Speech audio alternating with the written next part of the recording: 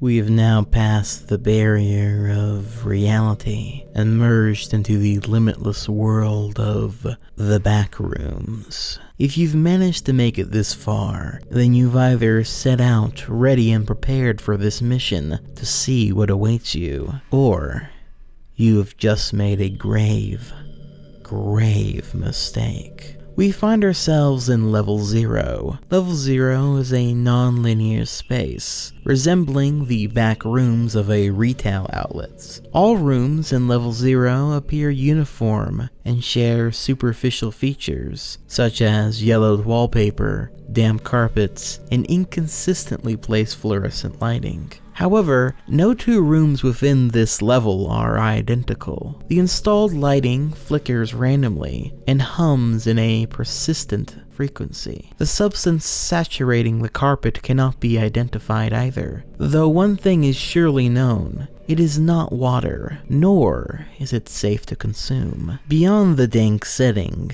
linear space in Level 0 is altered drastically. It is possible to walk in a straight line and return to the starting point, and retracing your steps will result in a different set of rooms appearing than the ones already passed through. It is an unknowable maze. Many have gone mad simply trying to make any sense of it, to find a method to what is simply madness. Due to this, and the visual similarity between rooms, consistent navigation in Level 0 is near impossible. Devices such as compasses and GPS locators fail to function within this level, and radio communications are distorted and unreliable. Level 0 is a liminal space in every sense of the term. As I noted in a past video, a liminal space is a location which is a transition between two other locations, or state of being. An empty hallway, an empty school or mall at night, an abandoned office building, an old home full of other people's things. Liminal spaces are usually connected to feelings of eeriness, nostalgia, and apprehension that comes with seeing a place outside of their design context. Is a forlorn sort of atmosphere when places that are supposed to be brimming with life are dead silent, making them appear almost sinister in this new context. That's the basic idea of liminal spaces, and the backrooms, in a sense, could be described as creating an answer to what the new context of these abandoned places are. Level 0 is entirely still and devoid of life, despite the fact that it's the primary entrance to the backrooms. Contact with other wanderers within this level has never been reported. A great number of people have died before ever finding an exit to this level either. A most likely causes being dehydration, starvation, and psychological trauma due to sensory deprivation and isolation. However, no corpses have ever been reported from these hypothetical deaths. No, rather, they are most likely consumed into the vastness that is Level 0, never to be seen again. Oh, and in case you're wondering, attempting to enter Level 0 in a group will result in the separation of said group until the level is exited. Hallucinations are common in Level 0, the most common being humming from the lighting increasing to a deafening volume, then abruptly silencing. The appearance of doors, the appearance of stairs, acute deja vu, human-like speech resembling no known language, movement in peripheral vision resembling insects crawling underneath the wallpaper, which disappears once the wall is observed directly, as well as insect-like chittering. One of the oddities you may come across in your travels of Level 0 is a place known only as the Manila Room. It is described to be an isolated medium-sized square room. The room gets its name from the fact that the wallpaper and flooring have a light beige yellow color, like that of manila paper. The Manila Room can be accessed at random from Level 0. Don't try to find it, you'll only be wasting your time unless it presents itself to you. The walls of the Manila Room are also very thick. However, it is speculated that there is a kind of open space within or beyond the walls.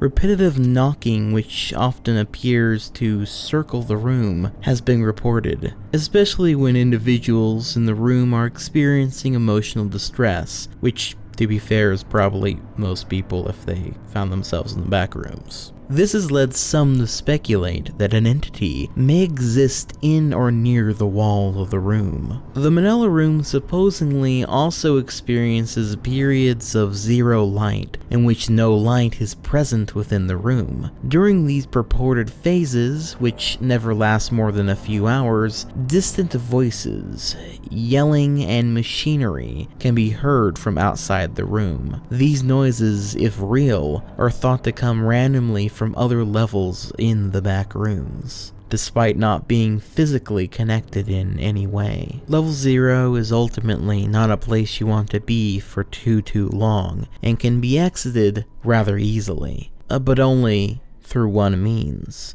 The way you enter the back rooms to begin with. No clipping. No clipping is a term used for when you find a way out of the bounds in a video game, usually accompanied by this gray vacuum space where your character will then fall into it for eternity. Some games like Gmod have a clipping button, as well, as it's an easy way to get yourself unstuck or just go outside the bounds of the level. So you could imagine somehow doing that in real life, falling through the floor of our own world, stepping out of the creator's intended path.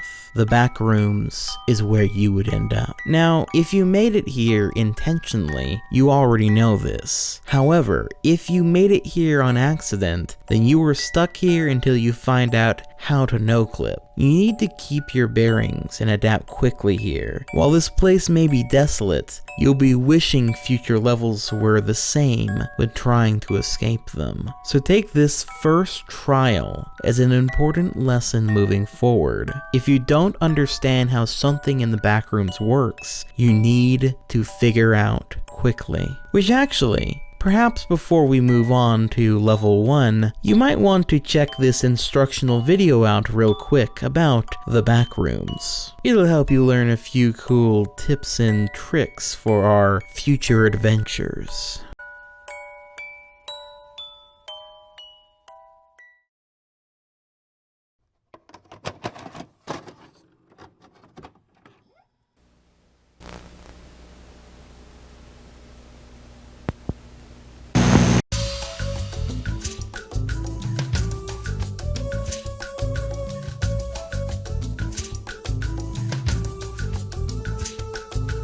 Welcome, ladies and gentlemen, to the basics of the backrooms. This is a survival guide for those looking to get into the backrooms, or, more likely, for those who have unfortunately found themselves stuck here. To get into the backrooms, you must simply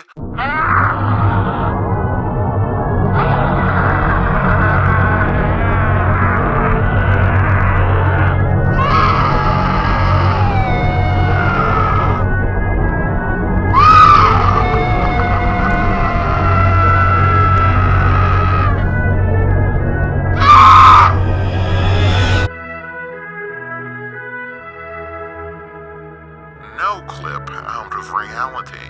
There unfortunately isn't a for sure way to do this, as it seemingly happens at random times. There are, however, some tips to increase your chances of getting here, though. One is to find a potential entrance. There are common places where entrances can be found, such as walls that are a shade darker in abandoned buildings, doors that look like they shouldn't lead anywhere, or are in a random place. Any area that gives paranormal feelings, such as hair standing up, buzzing, electric currents, or a general sense of unease. Missing the last step on a flight of stairs or falling on your face. This usually does not work, note, only in very select flights of stairs. The anomalous properties of said stairs, disappearing/moving after 2 or so entries using this method. Interacting with a corrupted object, such as a glitched chair. If you find a place that looks like an entrance, make sure that you're well prepared, and then simply try to walk through the wall. There is about 1 in 10,000 chance that you'll get into the back rooms. Some people spend years trying to get in here, and others get on their first or second try. So if you're really determined to break the walls of reality, then just keep at it, kiddo. Now, there is one funny little fact about the backrooms. Once you get here, there's no going back. So make sure to accept your fate, and if you got here accidentally, well, you should probably know the 4 most important steps to surviving here a little longer past the normal crowd. Step 1. Don't panic, as panicking causes you to lose your senses and make lots of noise, which may attract unwanted visitors. Step 2. Make a mental note of your surroundings, and to determine which level that you've landed in. Step 3. Accept the backrooms as your new home, because you won't be returning to Earth ever again. And finally, step number 4. Stay here, as attempting to escape will most likely lead to more dangerous levels. There are no exits in the backrooms, and it is difficult to even attempt to find one, as you must pass through many dangerous levels and unlikely occurrences. None have ever officially made it out, and it is currently unknown if the backrooms ever even end. Spoiler alert. They don't. Now, if you've had the privilege of preparing ahead of time for this expedition, then you should know what to bring along with you. And for that section, let's hand the mic over to our esteemed backrooms expert.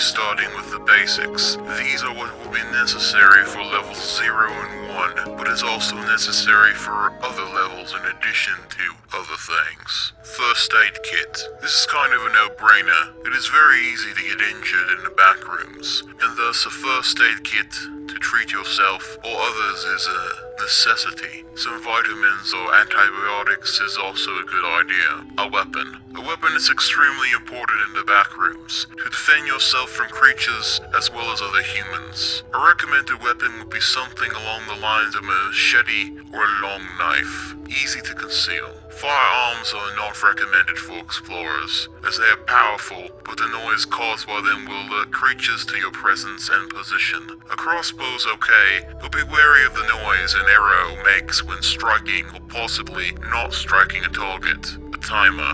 In the backrooms, time is scattered in reality, so it is completely up to one's perception. Not keeping track of one's time can lead you to wander in the backrooms for hours or even weeks without noticing or losing track of reality. Check the timer often to see how much time has passed and if it is still working properly. Canteen or water bottle. Levels 4 and 5 and the negative levels have almond water, which is extremely important if one wishes to survive in the backrooms. It can keep you from going ill, can be traded for other goods, such as food and weapons, and can be drunk if boiled, but only if you don't have any other regular water left, as almond water can have negative side effects even if boiled. Snacks. Bringing snacks with you into the backrooms is also a good idea. While rarely necessary, a tasty snack can take your mind off of other things, so you won't be a nervous wreck, and give you something to do as well. Also, remember to bring a plentiful amount. You won't want to be running out of food.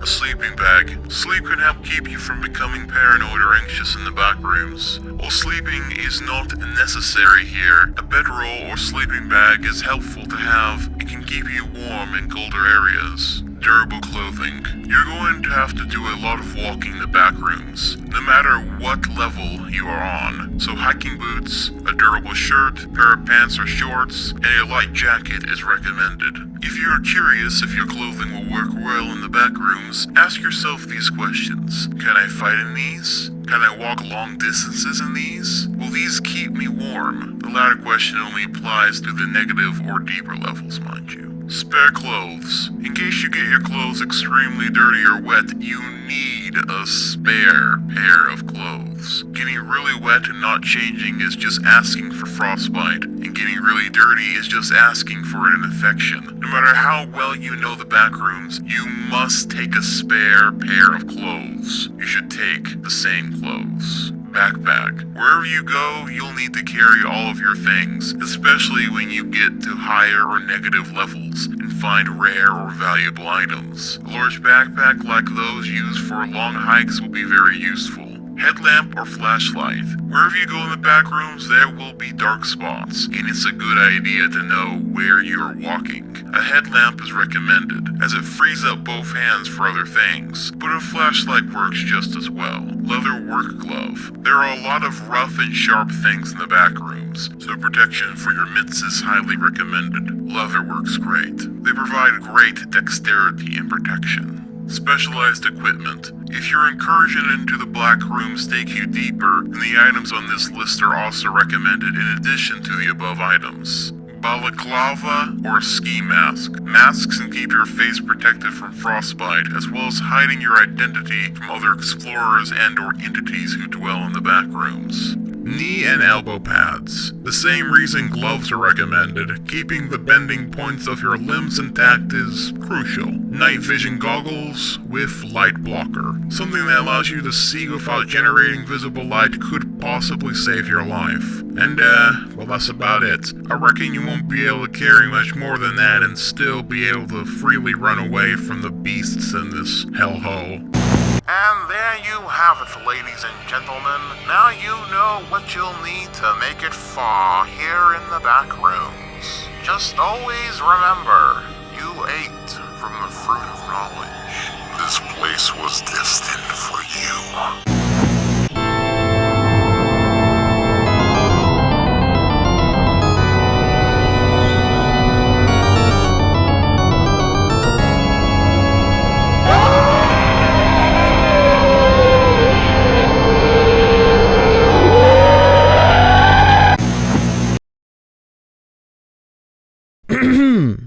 Well, with that, I think we ought to no-clip ourselves into level 1.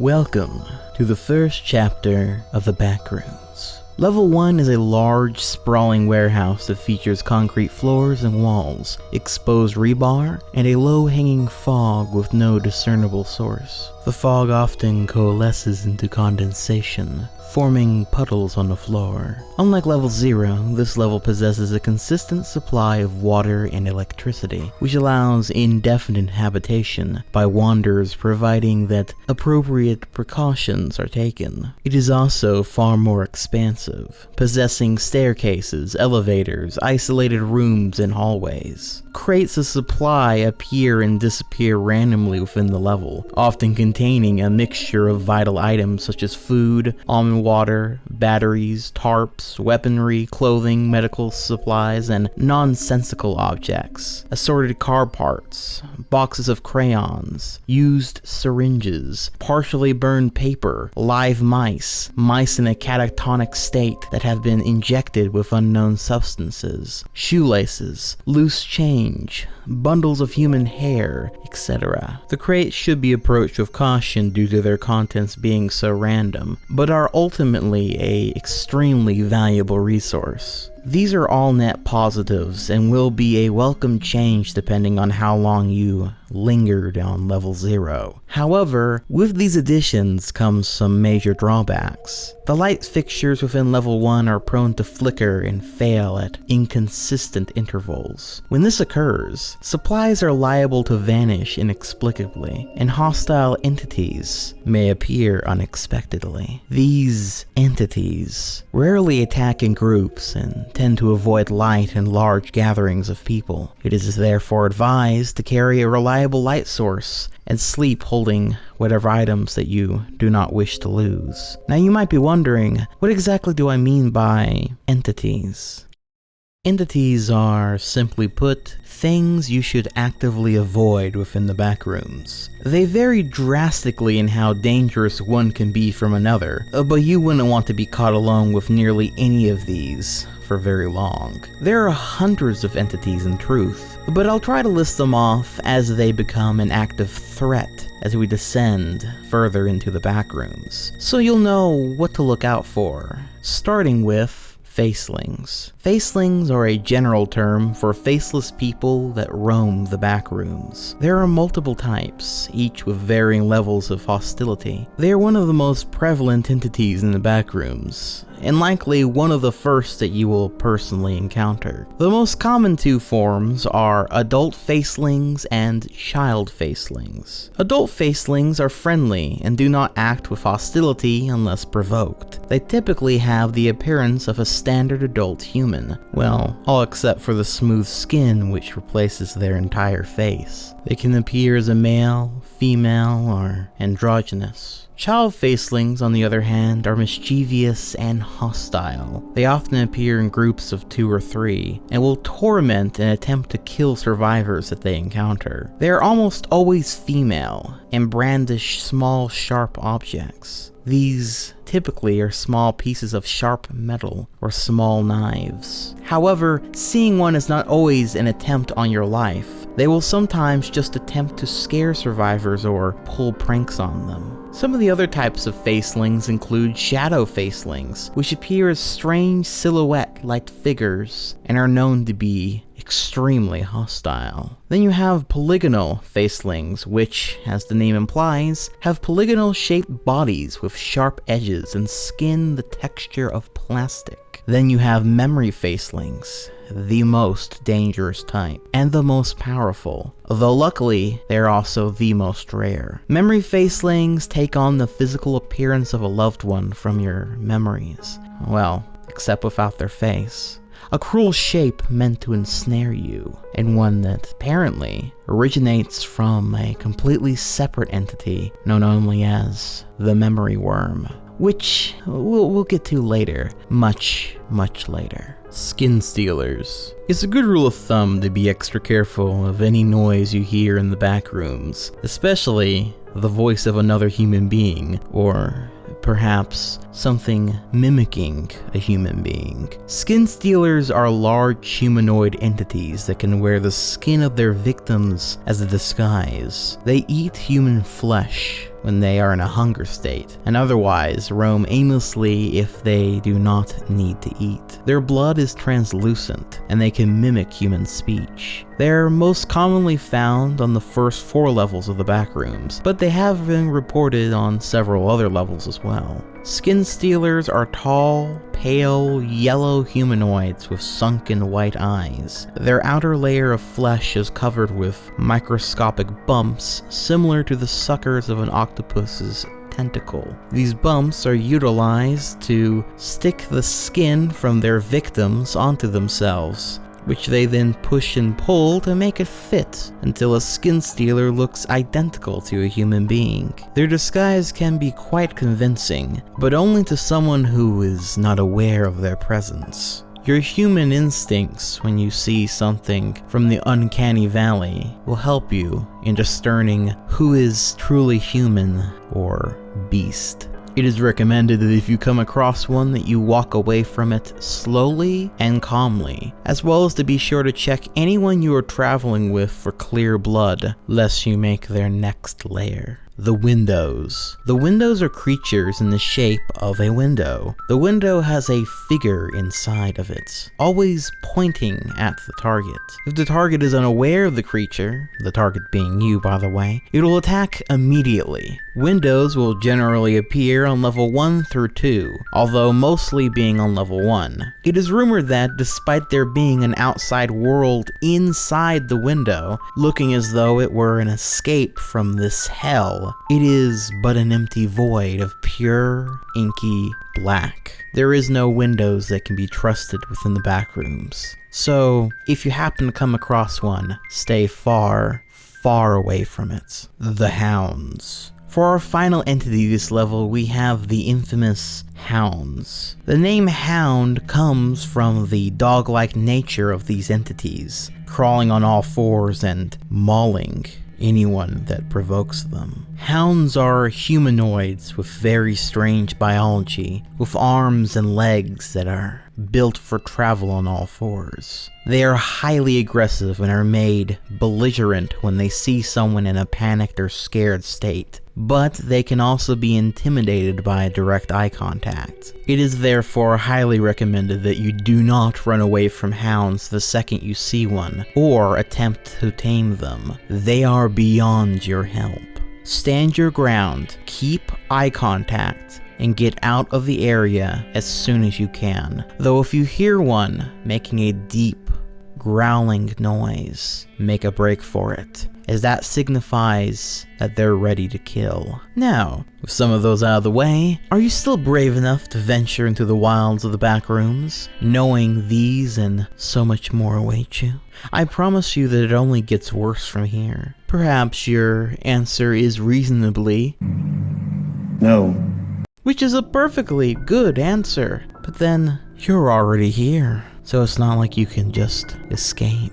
So what's the next best thing if you don't want to be wandering these dangerous halls forever? Communities, my friend, communities. Yes, as it turns out that you are not the first or only one to have ended up in this place, nor will you be the last. So starting from level 1 onward, communities of all shapes and sizes can be found. Some that will be happy to help you, while others, well, we'll cross that bridge when we come to them. Starting off with one of the most important and most sought after areas in the backrooms, the hub. This is a concrete tunnel with a series of doors that go to various levels of the backrooms. Currently, one can access levels 0, 1, and 2 from the hub. Entities cannot enter the hub under normal circumstances, so you will find a lot of people here taking refuge. It may even be the first time you see humans again in this godforsaken place. Unlike the seemingly infinite backrooms, there is also a very consistent way of getting to the hub from the entrance of level 1. It's a lot of left and right turns going through door A or door B and what have you. I won't bore you with the details since you have me as your guide for now, but it is very important that if you are all alone that you follow these exact instructions. The backrooms are extremely cryptic,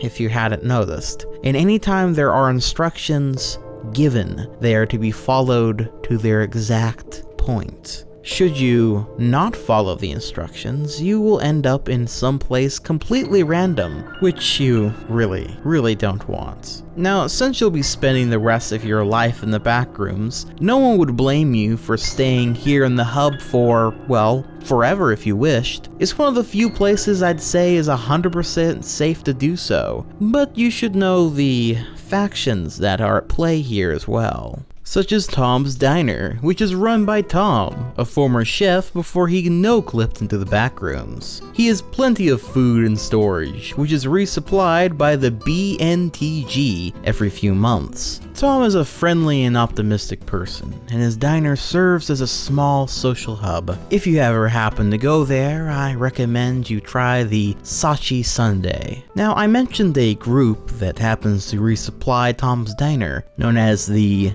BNTG, which stands for the Backrooms National Trade Group. They are a faction made up by a previous team of the Meg until it became dependent onto itself. The faction has since made a huge city in level 1's halls called Trader's Keep. This city has everything one would need: a police department, fire department, food department, and much more. The faction's most important part of the city is called Trader's Vault, a heavily guarded place where all the equipment, tools, weapons, and food is stored for further use for the people of the backrooms. The Trader's Vault and the BNTG are also present in other levels of the backrooms as well, but not nearly as prevalently as the aforementioned Meg. The Meg is really the reason why we know so much information about the Backrooms. The Meg, aka the Major Explorer Group,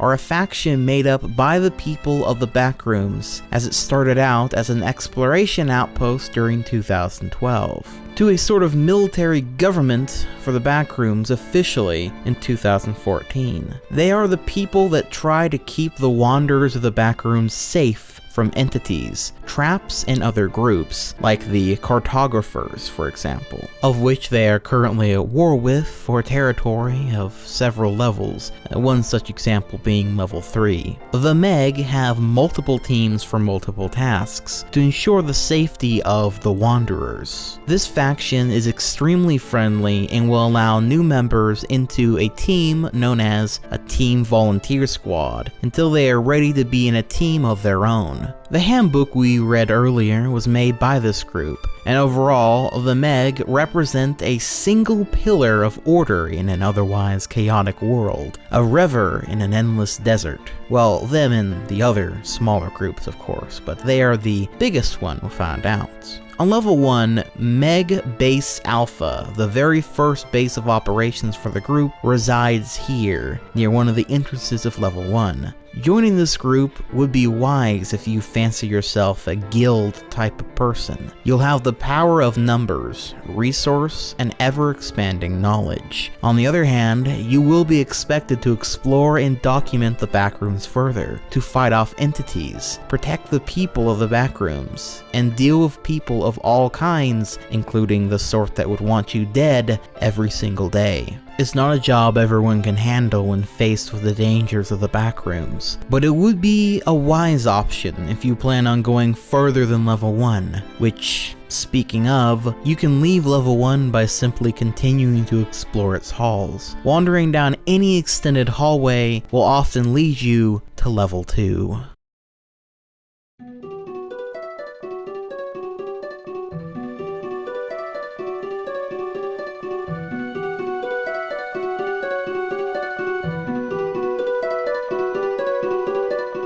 Level 2 consists of dark, gray concrete maintenance tunnels, stretching on for millions of miles. The walls are lined with pipes and occasionally ventilation ducts, which often contain a thick, viscous black liquid.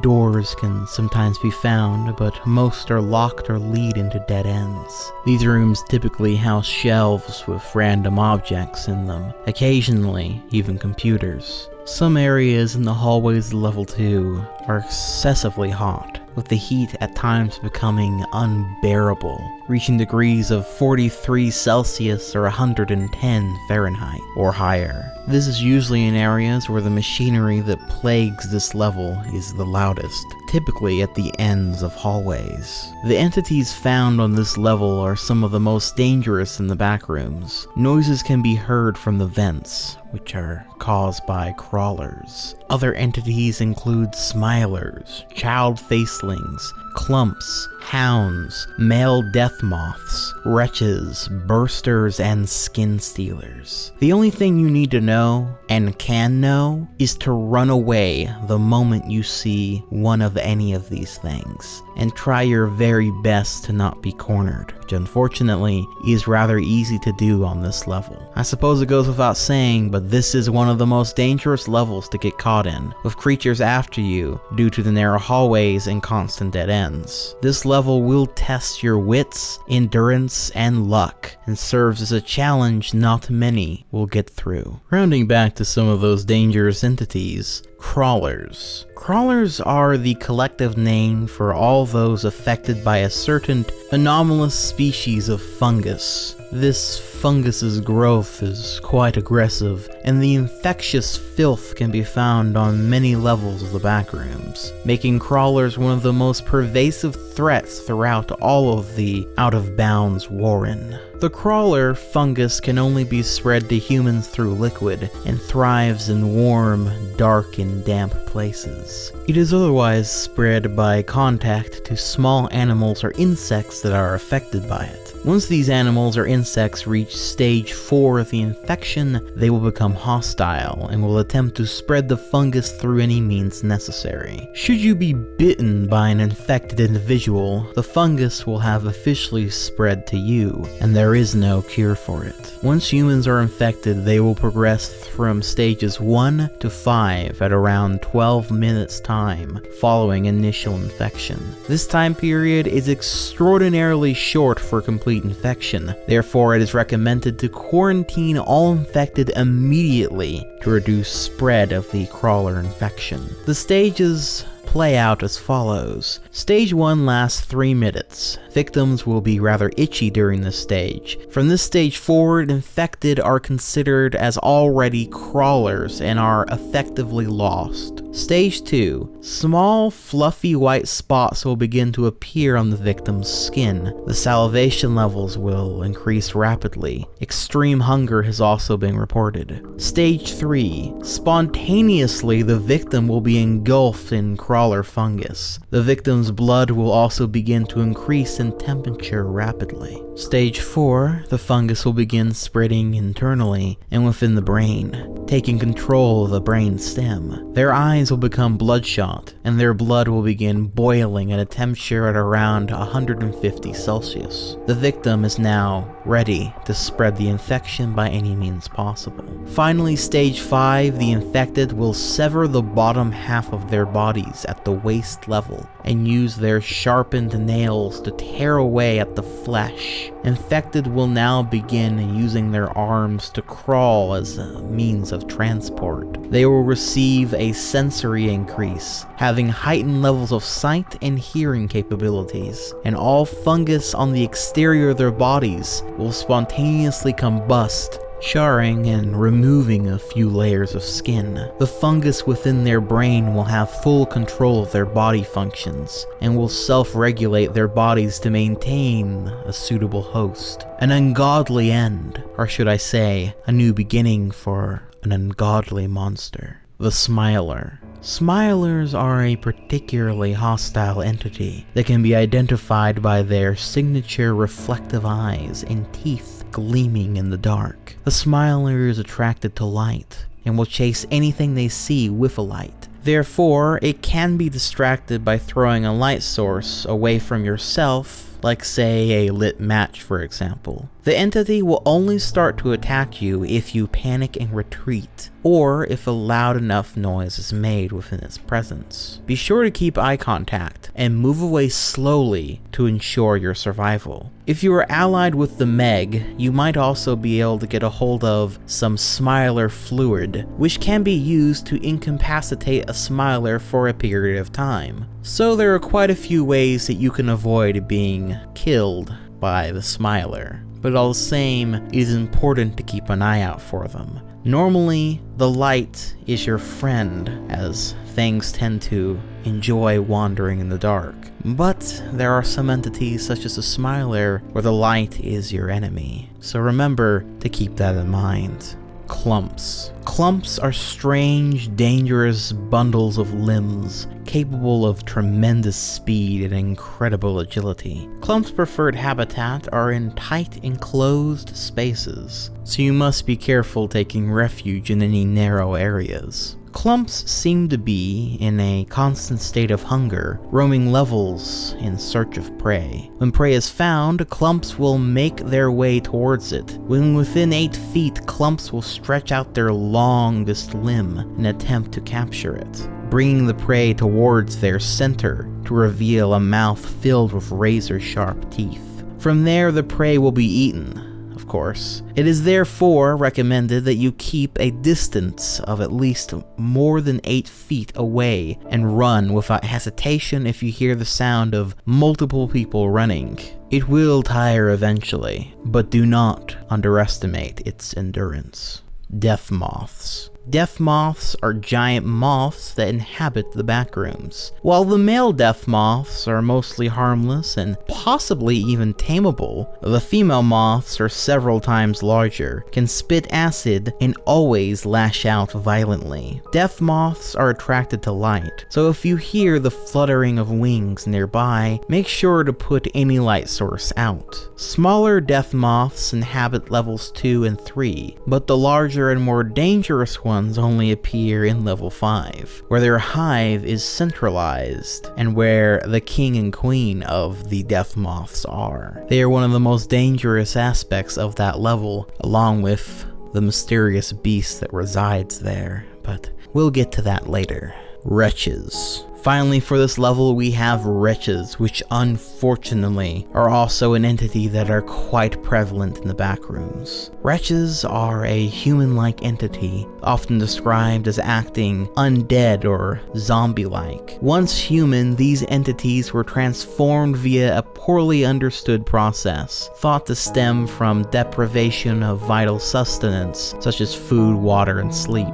Wretches are common throughout the backrooms, residing in the shadows wherever humans gather due to their nature. Besides vital sustenance deprivation, isolation is thought to accelerate the process of one becoming a wretch, judging by the high concentration of wretches in unexplored or dangerous areas. The process of transformation into a wretch is commonly referred to as the wretched cycle among wanderers and cannot be reversed by normal means. However, a transformation in process can be stalled by proper sustenance and rest, including almond water. The wretched cycle lasts between several weeks to months and has 3 main phases as follows. Phase 1. Initially, the symptoms manifest as itchiness and irritation, comparable to that of a poison ivy rash. Over time, subtle psychological symptoms will set in, eventually resulting in erratic and aggressive behavior, and a complete change in personality traits. During phase 2 of the wretched cycle, skin and muscle tissue will begin to dissolve in an unnatural fashion, often developing orifices and pustules. The outer skin will start to redden and flake off. Eyes become bloodshot and irritated, and the hair loss sets in. Survivors of this stage often proclaim the itchiness of this stage is unbearable, even describing scratching layers of their skin off in an attempt to stop it. Speech is still intelligible, but consists mostly of pleas for water, food, and help.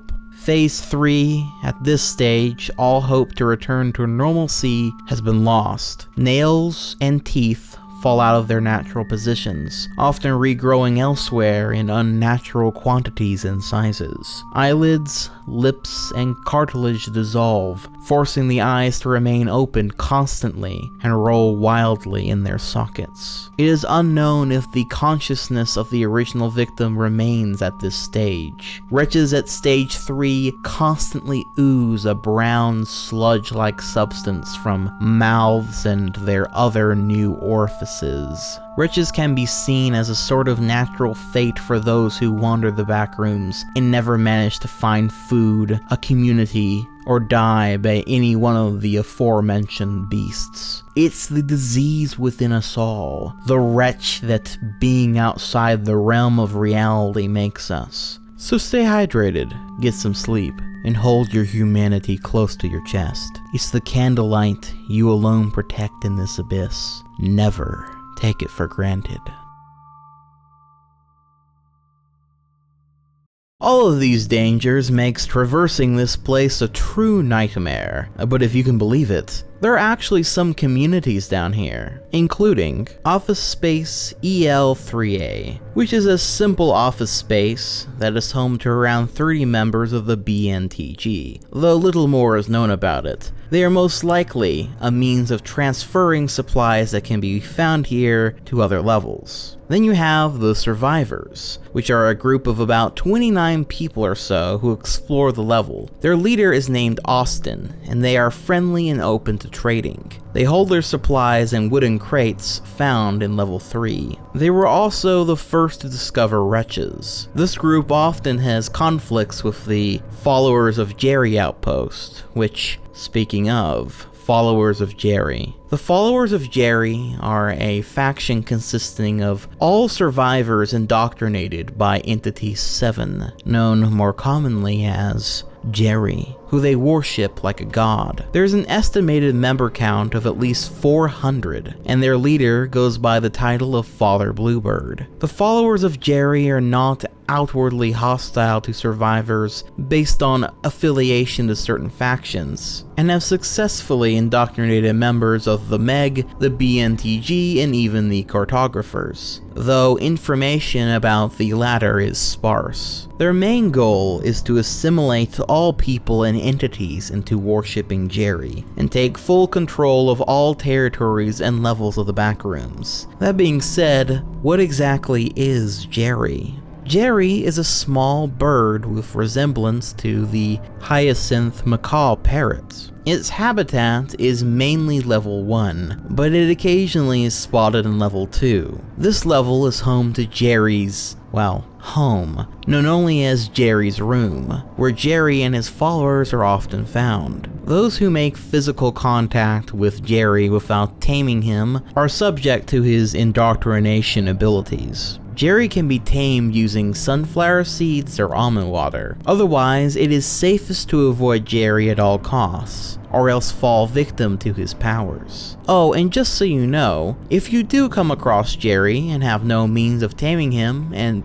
by no means plan on becoming his mindless zealot, you should know that if you try to run away from him for too long, he will force you to no-clip into the ground, pushing you into a different level of the Backrooms. So you should brace for that. It goes without saying, but you should really try to avoid Jerry and his followers at all costs. Though I do want to touch base on an object that you have heard me bring up quite a few times by now. Almond water. What exactly is that? Almond water is a substance found in levels across the Backrooms. It is a critical source of hydration and slight nutritional value. It is a sweet almond/vanilla flavored water that can be found in bottles of several different types, typically without a brand or label on them. Almond water can be found in clear water bottles, metal water bottles, glass wine bottles, and even cartons. It can be traded for, traded with, and can be used to repel entities and to cure some ailments. It's your everyday HP potion, baby. For this reason, it is one of the most valuable items to come across, to buy and to sell, and might as well be a sort of currency in some corners of the Backrooms. The Backrooms can house several liquids. Many of them are not safe to drink or even touch, so it's imperative that you can identify your almond water from your not almond water. Almond water has a distinct, albeit faint, smell of vanilla and rose water. It has a subtle taste of sweet, watery almond butter. If it does not exhibit these qualities and isn't clearly fresh water, avoid it or pay the price. Now, contrary to popular belief, not all the doors on level 2 are locked or lead to dead ends. Some can lead you into level 3, 4, and occasionally back to level 1. But assuming your luck of the draw found you at level 3, well...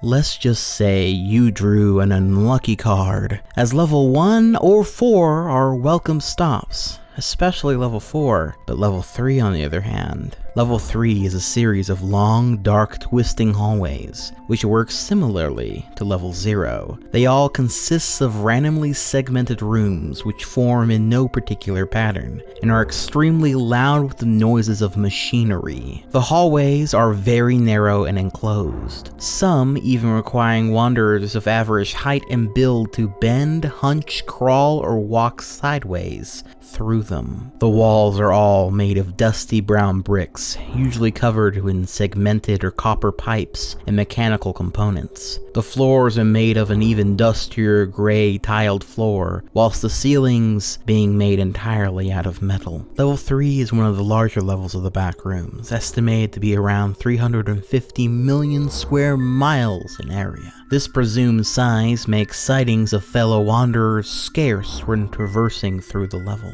It is recommended that you enter level 3 only if you are properly prepared to defend yourself from anything lurking in the hallways with you, as it is highly unlikely that any aid will come to you should you need it. Like level 2, level 3's walls are typically lined with pipes. The echo of the viscous black sludge that flows through these pipes is one of the main sources of noise within the level. The sludge in question is highly toxic and emits deadly fumes that cause damage to the body's nervous system if inhaled, as well as 2nd to 3rd degree burns upon direct contact with skin. Out-of-place electrical rooms can be found randomly throughout the hallways of level 3. These electrical rooms can vary greatly in every single aspect, but the majority of them are extremely dark and contain a singular generator. Level 3, while relatively dangerous, is considered a hotspot for supply bases. This is because level 3 is rich with resources such as almond water, false outlets, liquid pain, fire salt, royal rations, squirt guns, and bottled lightning. Along with the aforementioned items, other objects not native to the Backrooms can be found throughout the level as well, such as knives, lighters, bolt cutters, flashlights, and other miscellaneous weapons or supplies. Notably, level 3 is also the level in which Wi-Fi in the Backrooms is at its strongest, sitting at a consistent 3 or 4 bars instead of fluctuating randomly like in the majority of other levels. So there are some great benefits to exploring this hazardous place, and if you choose to be part of Meg, squad supply missions here will be more than likely a monthly if not weekly task for you. For this reason, Meg Base Gamma sits on this level and is often attacked by the entities that lie here, which I suppose I ought to get to. It is almost impossible on this level to traverse large distances without encountering at least one of these entities. From hounds, facelings, wretches, male and female death moths, skin stealers, to dullers, smilers, clumps, and bursters, all which seem to inhabit this level, preying on anyone unlucky enough to succumb to them. Bursters crawl on all fours and move across the halls of the Backrooms with their back legs further stretched out, more similar to a canine's leg structure than to ours. The bursters will stay mostly docile in a fetal-like position, but when a living creature comes near the calluses on their back, they will burst, causing an explosion of acidic-like substances to spray against the victim's face, usually impairing their vision. After this occurs, the burster will wait for the acid to kill the victim, which it usually succeeds in doing. If the victim survives, the burster will continue to spray acid until said victim has succumbed to shock, wherein the burster will consume its victim. It is advised to keep a safe distance from these grotesque abominations, but if you for some reason have to pass by one, then almond water is very effective against the beast, as splashing some on a burster burns it alive. Speaking of burning alive,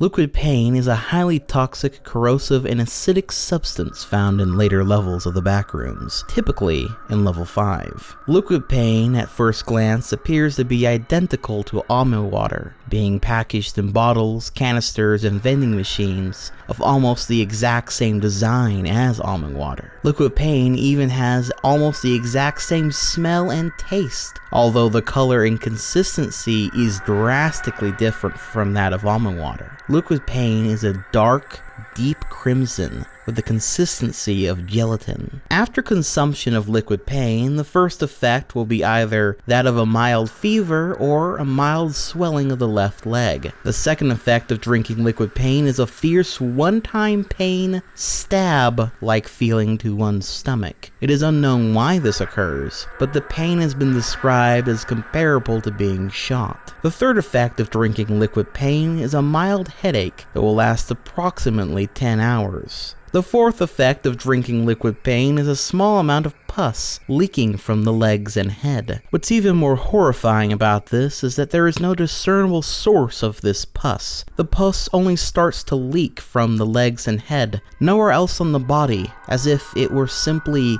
manifesting itself. The fifth effect of drinking liquid pain is small fractures in the skull, appearing seemingly out of thin air. The victim does not feel any pain during these fractures. Along with the fractures, the head starts to swell slightly. The sixth effect of drinking liquid pain is eternal bleeding from the legs. The muscles start to break and scratch open, and the muscles start to leak blood from the inside. The seventh effect of drinking liquid pain is the explosion of the stomach and the eyeballs. The organs burst open and leak their contents inside of the body. This is unfortunately not fatal, although you will be wishing that it was by this point. After the conclusion of the seventh symptom, the victim will fall limp, unable to move their limbs, although they are still very much alive and conscious. All the other pain will cease, and the bones of the limbs detach, preventing the victim from ever using their limbs again.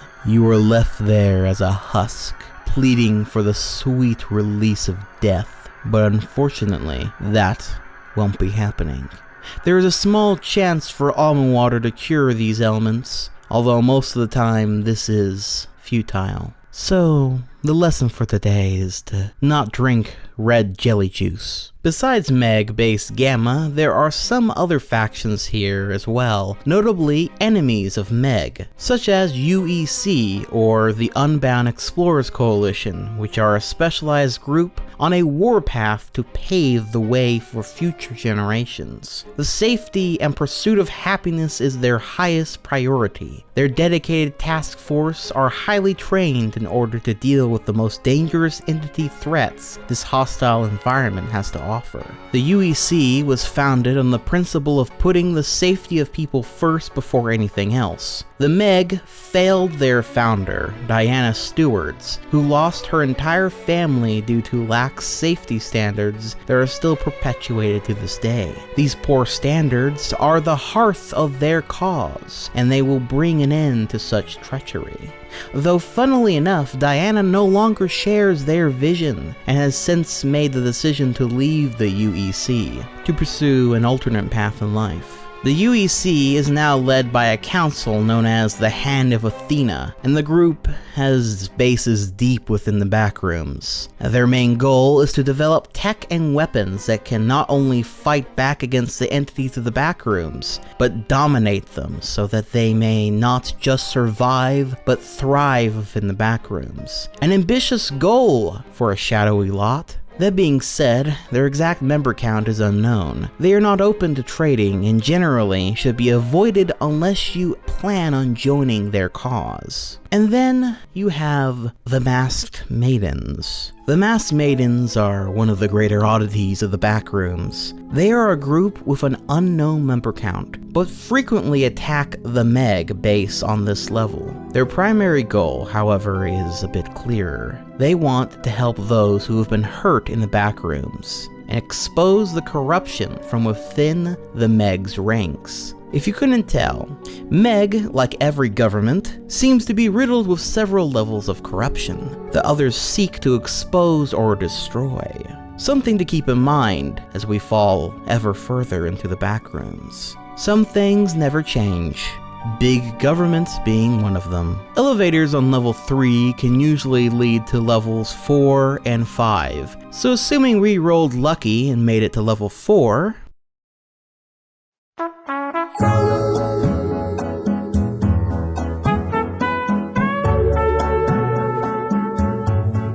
Level 4 resembles an empty office building, though it is almost completely devoid of furniture. Some rooms on this level have windows, though most of them have been completely blacked out. Any windows that have not been blacked out are considered traps and should be avoided at all costs. Level 4 is mostly devoid of entities. Hounds and dullars are the only ones that have ever been observed. One person claimed to have saw a smiler, but there was no evidence of this. Due to this lack of entities, there are a lot of people that live on level 4. Scattered around this level are water coolers, vending machines, and fountains containing almond water. In other words, level 4 is a pretty nice place to be. Level 4 is the best place to meet other people and find supplies, whether you're a part of Meg or you're just simply a lone wanderer. Before attempting to move on to any of the further levels, you should definitely stop here to stock up on as much almond water as you possibly can carry. Trust me,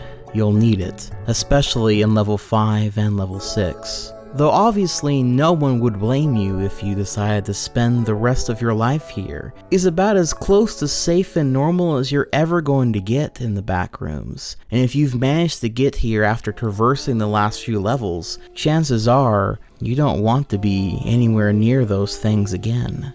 Imagine having a home and community in the backrooms. I suppose it would be similar to establishing a community in a zombie apocalypse or nuclear fallout type of situation. It's quite the enticing idea, if not outright a goal for some of you. So, for that reason, this is where the backrooms officially end for those who just want refuge in this hellscape.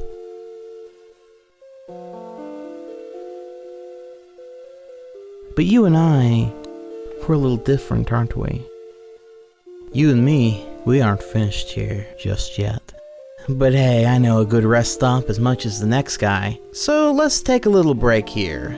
Talk about some of the very few dangers that you might come across on this level. But more importantly, some of the concepts of the backrooms that I haven't really had the time to explain to you just yet. Firstly, Meg's second biggest base can be found on this level, and it guards one of the entrances to level 5. There's also several smaller unnamed communities of people just simply living on this level and working together that can be found. Too many to properly document, in fact. But one not so friendly group deserves a mention. Amor Incrementum. This group is a religious cult who worships agriculture. They're one of the smallest groups in the backrooms, having only around 10 members or so. While worshipping agriculture, the only plants they can manage to grow within the backrooms are various species of mold, harvested from the walls of level 0 and level 1. They are, however, incredibly hostile and not normally up for trade, unless you have religious objects such as objects depicting Jesus or other religious entities, in which case they most likely would be willing to trade, though they should generally be actively avoided. Why they worship agriculture and why they're interested in religious objects is anyone's guess. Now, the thing is, there aren't just numbered levels in the backrooms. In fact, those are just the more common levels. It would be disingenuous of me to not note that your journey through this living, breathing JRPG dungeon may take you to strange places that others rarely ever go,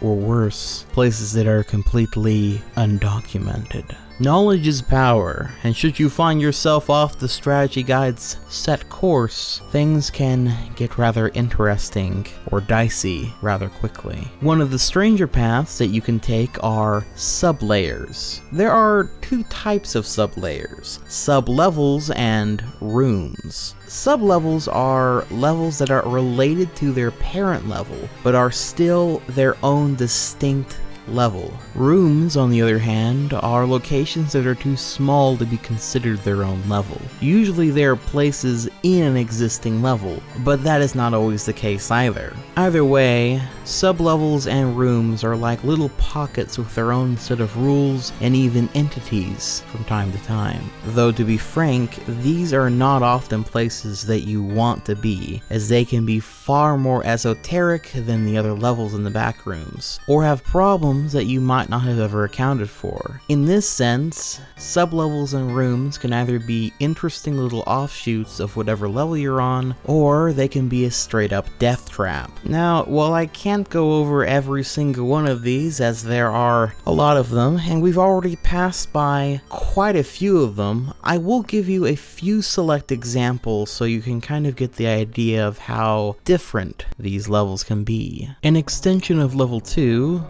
2.1 is characterized by maze-like tunnels made of concrete bricks. It is estimated to be about 70 to 100 miles long. It is lit up by a random assortment of light sources, including light bulbs and torches. There are also areas that are completely devoid of light, these being the safest areas on this level. There are also sections of tunnels that break off into caves. The rock structures are also made out of concrete, notably. There's only one known entity on this level, known as the Hikari. When traversing level 2.1, the pathways are almost always dark, making it easy to spot a Hikari. Hikari are strange entities that affect light sources and are considered extremely dangerous. Lights that have been affected by the Hikari will always flicker and will attack when you get close. This is most obvious if they attempt to use a torch to attack, as the fire will erratically switch on and off. Take another pathway if you happen to spot one down the path you're currently on. If you have a rock or another small hard object, breaking the light source seems to also neutralize the entity and force it to use another light source. However, this also makes the path perpetually dark, so only do this if absolutely necessary. This is the ultimate issue with this level. On one hand, the dark makes it extremely difficult to find your way out of here. On the other hand, the light is the only means by which the dangerous entity can attack you. And should you have any flashlights on you, the possibility of the Hikari infecting your flashlight or lights is a real possibility, thus removing your only light source. Now, in case you're wondering how you would find yourself in level 2.1, it can only really be accessed by no-clipping in an extremely hot area of level 2, which is already a very dangerous thing to do anyway. And if you're unable to no-clip almost immediately in a hot area, you'll most likely die immediately. As for how you get out of level 2.1, well, there are some holes that can be found in the concrete walls that reside here. These holes will lead to level 3, but they are rather difficult to find, as these exits can only be found in areas of level 2.1 that are pitch black with no nearby light sources. Feel around until you feel an opening and go through to escape. It is also extremely important to note that if you explore deep enough into these concrete caves, you will eventually end up on level 8, which is highly not advised. Here's another example of a sub-level. Level 2.2. Level 2.2 is described as yet another seemingly endless and randomly segmented level of the backrooms. However, this time with the constant buzzing of bees, which has the ability to mesmerize visitors and may have already caused quite a few people to go insane by this point. Inside the rooms of level 2.2, you may find indoor beehives along with wandering bumblebees, carpenter bees, honeybees, and sometimes rarely sweat bees. The inhibitors of this level feast upon the honey of these hives, as an owner of the hives has not been found. The colors of the walls and floors are either a dark gray or piss yellow depending on how far you've gone within the level. While there are billions and billions of bees on this level, almost all of them are neutral. That is, unless you attempt to approach one of their hives without using a chemical spray to manipulate the pheromones of the bees. If you attempt to take their honey or go near their hive without these chemicals, they will attack you, and often will kill you without hesitation. People have also died attempting to swat a bee or stomp on it, as they normally fly in groups. So while the temptation may be strong to swat away the buzzy bees flying all around your head, do not do it unless you wish to succumb to a stinger-filled death. It is rather hard to purposely enter this level. There isn't a specific tunnel or door of any kind that always leads to this room. Rumors say that it's possible to access this room through the ventilation of level 3, but that has not been confirmed or denied. It's also speculated that 1 in every 777 doors you open will take you here from anywhere in the backrooms. Exiting this level takes a while, as 1 in every 7 doors are unlocked, and there's a door in 1 of every 7 segments. These doors most often take you to levels 2 or 3. I could go on and on about sub-levels, as there are ones with 0 gravity, levels that mirror level 0 but ultimately collapse in on themselves within a few hours. Or on the flip side, sub-levels where entire communities of people gather around to stay safe, as they are, as well, entity-free, or at least relatively free. But I think you get the picture. Things can get very weird when you're no-clipping and going into extra strange places of the backrooms, as if it wasn't dangerous enough. But would you believe me if I told you that there were stranger things to be found in the backrooms? Stranger than even just the simple idea of a level to send down. You see, before we leave the safety of level 4, you should really know that there is a rather interesting place that you can enter into from level 4. One of the many mysterious, enigmatic levels, the backrooms, which simply exist as strange worlds in of themselves, like a pocket dimension inside of a pocket dimension.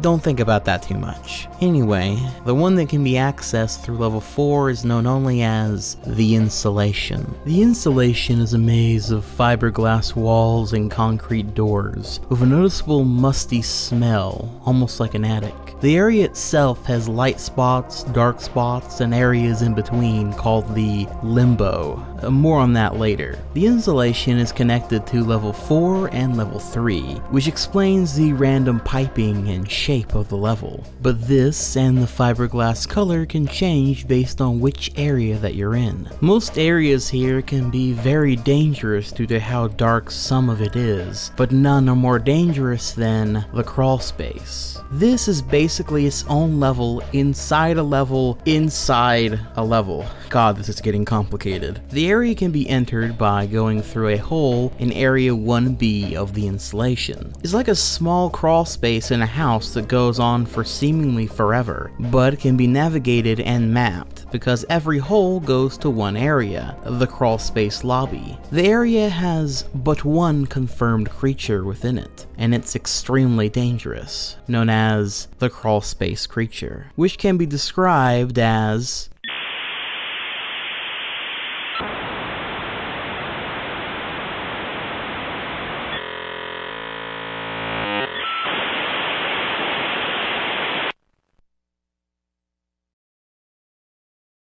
But now, with that out of the way, I think it's time we leave the safety of level 4. It's time to wander where so few have the guts to tread, starting with level 5.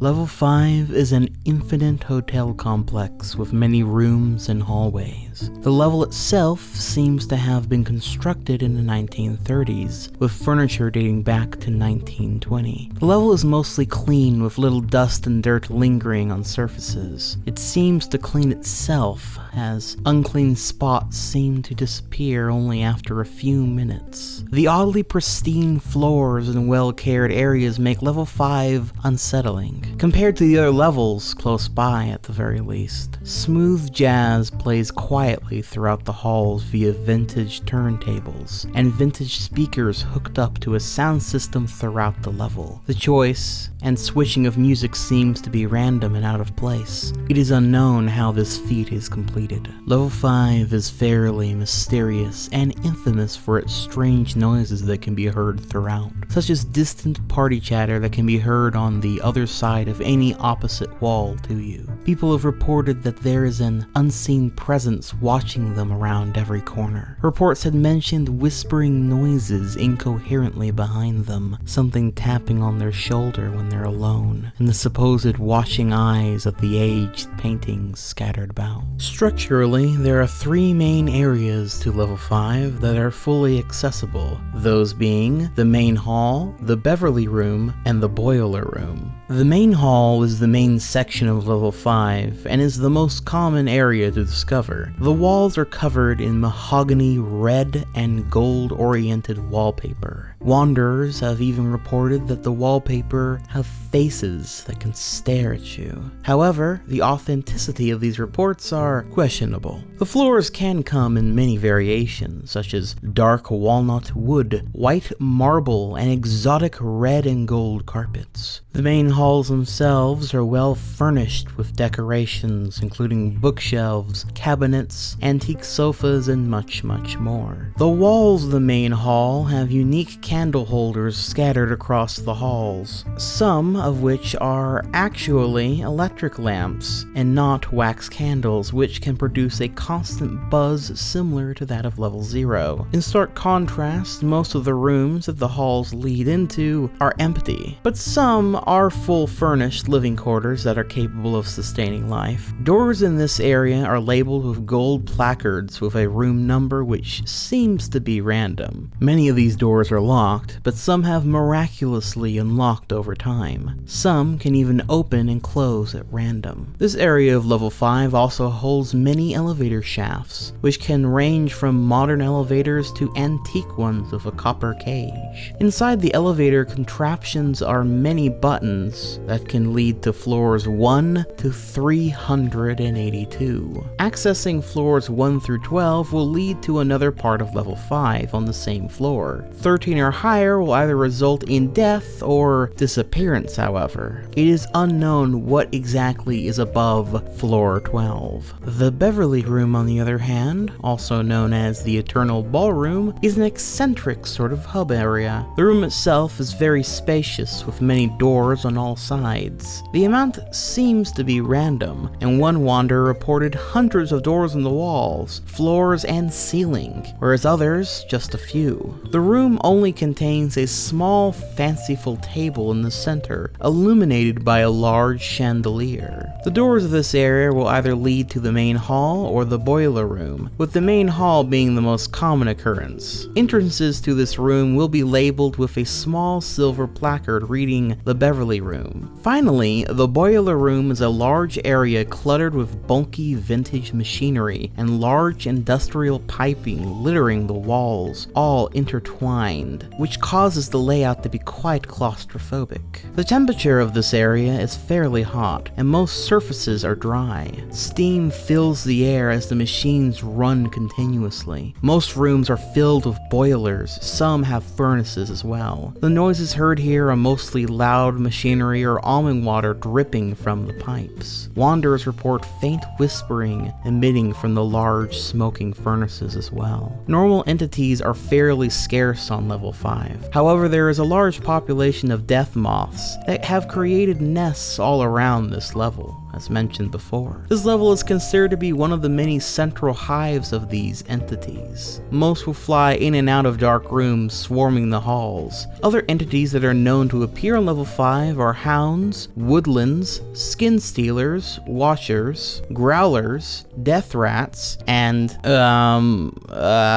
Entity 16. Entity 26, also known as Samantha, can also be found wandering level 5 in the main hall. Samantha is a feline mammal that appears to be a typical domestic house cat, though travelers who have come into contact with her will tell you otherwise. The entity is primarily passive, but can quickly turn violent and unpredictable if provoked. She coaxes travelers into feeding her meat or any meat-based products that they may have on them, in exchange for a psychic reading from her using her abilities. The nature of Samantha's psychic readings varies depending on the quality of the meat that you provide to her, ranging from extremely detailed and satisfying to exasperatingly negative and vague. Samantha mostly enjoys products like steak, premium fish, and chicken, but seems to have a distaste for low-quality meat like spam or sardines. If not fed anything, even if the traveler is not able to, she will grow extremely violent. Survivors report her attacking like any cat would, scratching, biting, and clawing, although there have been no recorded fatalities involving Samantha. I mean, she is just a fucking cat, but it still will hurt probably.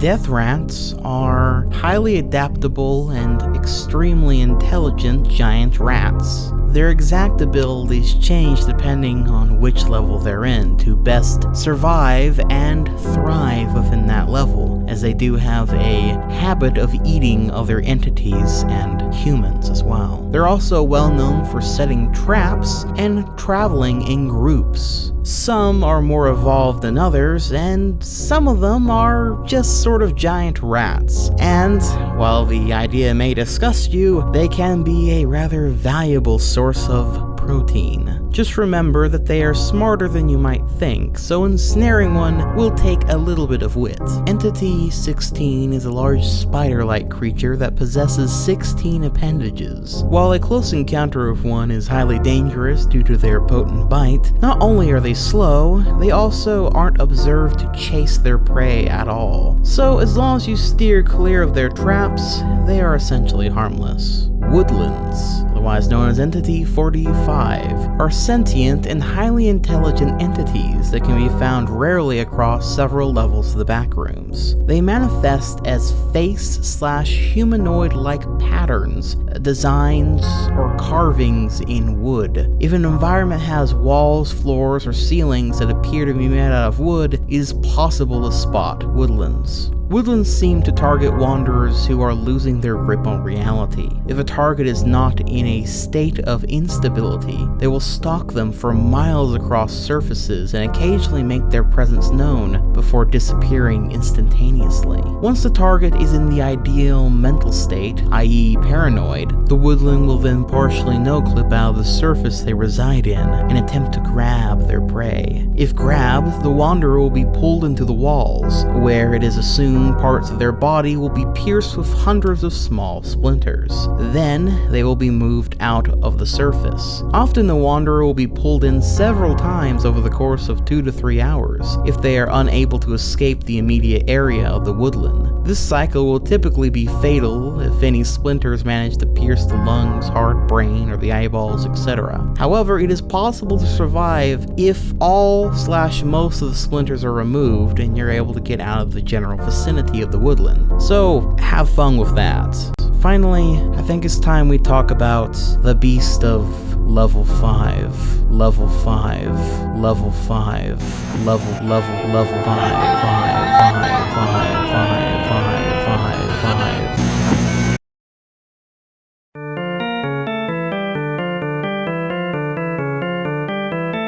Ah, you're here. I was expecting you. I hope I didn't startle you too badly. I would just like to have a little chat between the two of us. On business terms, of course. I know you've had a few questions for me. Some you've tried to answer yourself, no doubt. Though I'm sure nothing beats talking to the real deal. No need for names, don't worry. I know very well who you are. What is it you call me again? The Beast of Level 5. Goodness. Talk about a way to treat your business partner. Why not the Gentleman of Level 5? Oh well, I guess it's pointless to dwell on that. If it works for you, then I suppose it works for me. This is my hotel. My domain, if you will. Nice, isn't it? I hope it didn't give you too much trouble. Having ran a place like this for so long, I try my best to keep it in its best shape. Why, you're scared, aren't you? That's alright. I can't imagine what you might have gone through to get here. How about this? I can help you. Let's strike a deal, you and I. It'll be our little secret. You just have to do a few things for me. Nothing too difficult. And I promise you'll never have to feel that fear again. In this abyss, there are those who wander, those who try to conquer its infinity, and those who are the infinity. Stick with me, and you will know what it means to be a god. I promise. So, will you join me? Have you the will to answer? No matter. I will show you truth soon enough. Farewell for now, O resilient wanderer.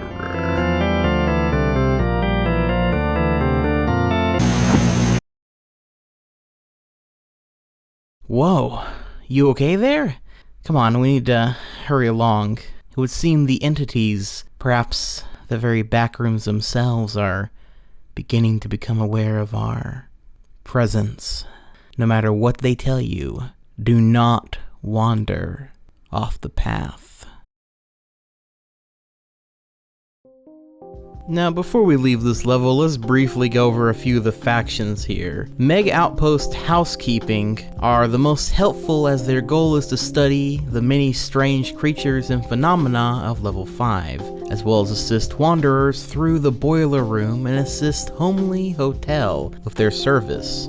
Speaking of, Homely Hotel is a group running the hotel on level 5. This group is set out in the main hall, with custom signs leading to their area, and are open to new wanderers to fill in their applications to stay. They also have an active food and room service to keep wanderers safe. Then we have the Originals. The Originals are a colony of people set up in the Beverly Rooms. The group is comprised of people that had entered the backrooms from the span of 1300 to 1940. They will only accept new members if they are from the previously mentioned time period. They mostly keep to themselves, but will trade on occasion. But they do actively avoid large factions. They are around 31 members large, and some noteworthy members are fairly historical, such as the likes of Amelia Earhart, Dorothy Arnold, John Jacob Astor IV, Captain Edward Smith, and many, many more. Finally, we have the Lost Hall Society, a group created by an unknown entity species. The population is also unknown, and it is rumored that they spend most of their time collecting, studying, and debating over historical and geographical information. They have a reputation for their vast collection of tomes, maps, and other media containing a wealth of knowledge. For this reason, they are a valuable resource to wanderers. But with that, I suppose we ought to fall down another level. The only way to get into level 6 is by traveling deep into the boiler room, although this is a terribly dangerous task due to the extreme heat. Most people exit through the entrance and go back into the safety of level 4 by this point. But if you're intent on moving into level 6, you'll need a means of getting past the heat. You'll also need to be sure that you are well equipped, because level 6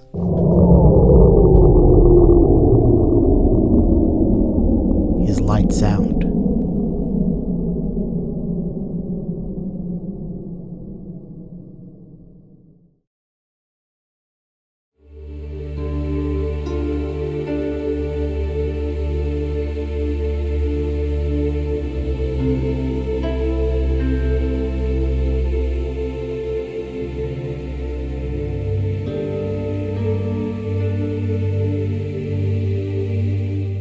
We are now in total darkness, a familiar place for some, but darkness in the backrooms is an entirely different creature. Level 6 is comprised of an indeterminate amount of hallways, made up of metallic walls and brick floors. The entirety of level 6 is shrouded in complete darkness, and no sources of light have managed to make the level any more visible than it currently is. Photography has almost always been a no-go in the documentation of this level. Due to this lack of sufficient lighting, it is assumed to be infinite. It is impossible to see other people within level 6. Even at close distance, two people cannot perceive one another here. Hell, one can't even perceive themselves. Looking down to see one's hand give you nothing but more of the same. Several reports claim that smilers or facelings can appear within this level,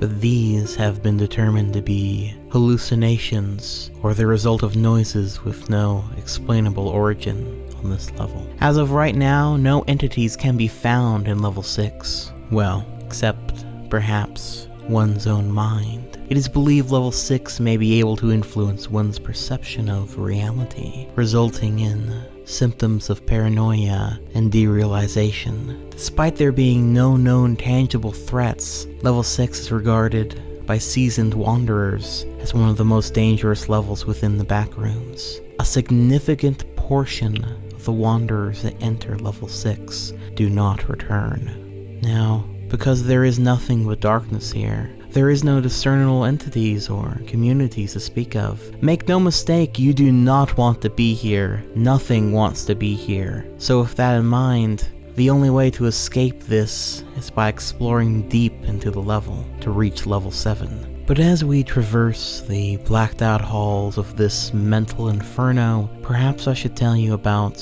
one of the rituals, summons, games some have attempted to play here in the Backrooms, notably the Mountain King Ritual. Entity 51, which has been named the Mountain King Ritual, is an entity/event that can occur in the Backrooms. Performing the ritual in any location will summon an entity that will chase you to the beat of the classical song In the Hall of the Mountain King by Edvard Grieg. Performing the ritual does not require a specific location. You also will not require any additional objects. Simply sit down on the floor, clap 13 times, and say, "I mock you, foolish king." Then punch the nearest wall as hard as you can 1 time. Close your eyes and listen for music to begin. Do not open your eyes until you're absolutely sure that you hear music. If you begin to hear faint music, you know that the ritual has been started successfully. Begin walking at this point and keep an eye on your surroundings. You will begin to see the new entity in the corner of your eye,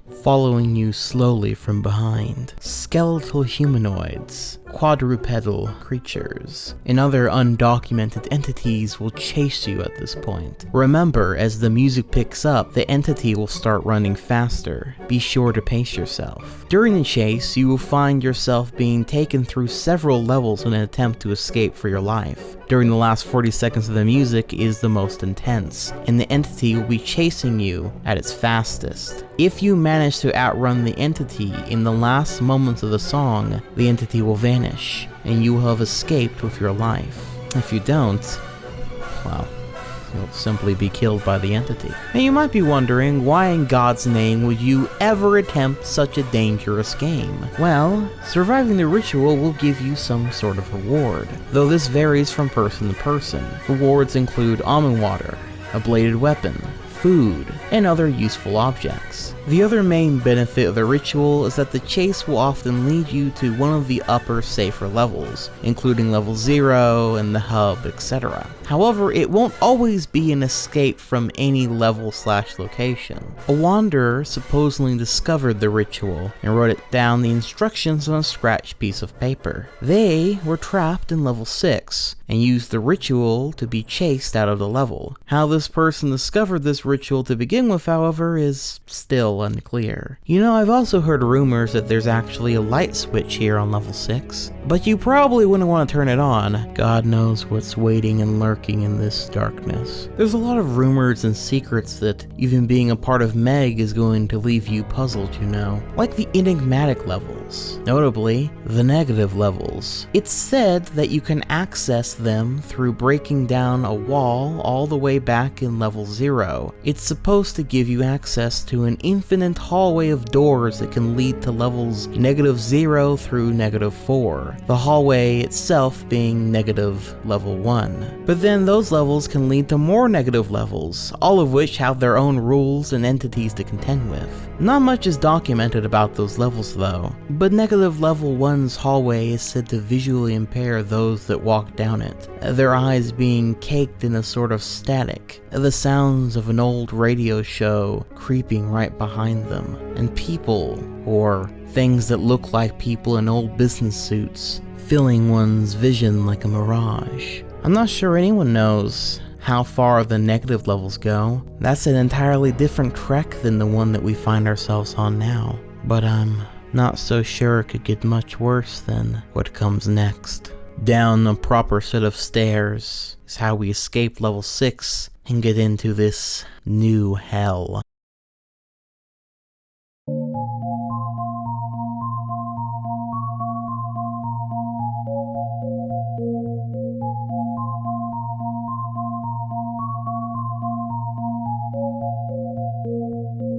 Very few people have truly explored level 7, but what is currently known is that the level seems to be composed of two areas, the entrance room and the main area, both of which are flooded with a vast expanse of water, comparable in scale and volume to an ocean. Aside from the light from the ceiling light in the entrance room, level 7 does not have any fixed sources of light. Despite this, there seems to be a general dim lighting to the entire level. The water that makes up the majority of level 7 is distilled, rather than being salt water or regular fresh water. This water is reported to be extremely cold, with several sources comparing its temperature to that of liquid nitrogen, and long periods of exposure are strongly discouraged. The entrance room appears to be the only point of entry to level 7. Being directly at the bottom of the stairs of level 6, this entrance room is one of the few rooms within the backrooms that is fully furnished, with a bookcase against one wall containing several books of unknown origin, a small coffee table, a single chair, and a fluorescent ceiling lamp. The carpeted floor is covered in a shallow pool of water, roughly 5 centimeters deep. The only entrance into the main area is a single door across the room from the staircase. An important detail to note is that this room and the main area of level 7 have completely different centers of gravity. The aforementioned door opens to show the surface of the main area from the top-down perspective from the ceiling. The room is seemingly rotated horizontally, but gravity still works to keep one's feet on the floor in the first room. Upon entry, the gravity of the main area immediately takes effect and pulls anything or anyone in range of the doorway towards the surface of the water. This gravity is significantly stronger than normal Earth gravity, making staying afloat in this water difficult. The main area of level 7 is composed of a gigantic ocean that appears to stretch out endlessly in all directions. The door to the entrance is located on a fixed spot on the concrete ceiling, which is roughly 4.5 meters above the surface of the water. Several islands composed of an unknown form of rock have been discovered on the surface of the water,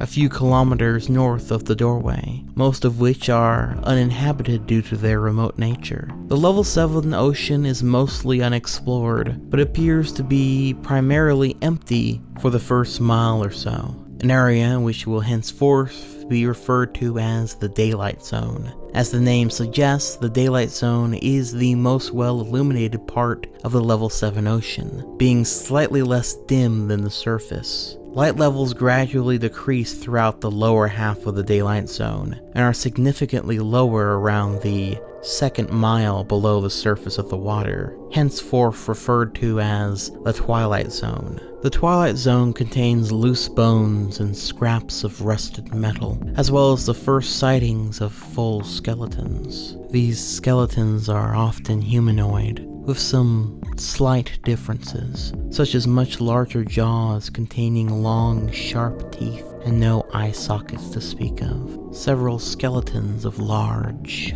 unearthly fish have also been spotted, some as large as 20 or so meters in length. The water pressure is said to be quite strong by this point, yet it appears that at no point in the level 7 ocean is the pressure great enough to crush the human skeleton. However, effects of long-term exposure have not been tested, and thus explorers willing to travel this far or further down are advised to leave as quickly as possible. The area from the 2nd mile to the 7th mile below the surface, henceforth referred to as the Midnight Zone, is completely dark. Many more full skeletons have been found within this portion of the ocean, almost completely comprised of the humanoid skeletons mentioned above. There have been reports of incredibly large fish-like skeletons in the Midnight Zone, but the skeletal structures of these creatures have often been described by witnesses as incomprehensible. Any depth below the 7th mile from the surface, henceforth referred to as the Abyss, is considered to be too dangerous to explore, with the longest recorded exploration of the Abyss lasting approximately 1 minute and 45 seconds. The abyss is said to be populated with mountainous piles of tar and rock, with a steady bubbling emanating from an unknown source below. This area is reported to be densely populated with the aforementioned humanoid skeletons, most of which have been eroded in some regard by the immense pressure. Little else is known about the depths of these waters, aside from rumors of a cave entrance in one of the underwater mountains that is said to lead to level 8. In terms of entities, level 7 is reported to contain but only one, alone in the freezing waters. It is simply known as the Thing on level 7, as it appears that it single-handedly killed off any other life in the ocean. This creature is the most dangerous aspect of traversing this level, as its incredible swim speed, detection skills, and physical strength make it capable of locating, traveling to, and eviscerating its victims in a matter of minutes or even seconds, depending on its distance from the target. Explorers are strongly advised to avoid exploration entirely, but any willing to attempt such an endeavor are recommended to bring some form of distraction, such as a meat, to buy themselves enough time to explore or escape. The current depth of level 7 is unknown by exact terms. However, fragments of synthetic fiber in the Midnight Zone and Abyss suggest that the ocean is carpeted. There is but one group that lives in this cold abyss: Fort Surrender, an outpost on the closest recorded island comprised of a haphazardly constructed shelter composed of broken furniture held together by tar. Inhabitants are rumored to have devoted themselves to worshipping the Thing on level 7 and are said to be quite hostile. The only known exit, as alluded to before, is through an underwater entrance to a cave located somewhere in the side of a mountain, roughly 7 miles below the surface of the ocean. This entrance will lead you into level 8. It is important to note that there is no clear way to return to level 7 from level 8, or any further level for that matter. In other words, this is truly the point of no return. Are you ready?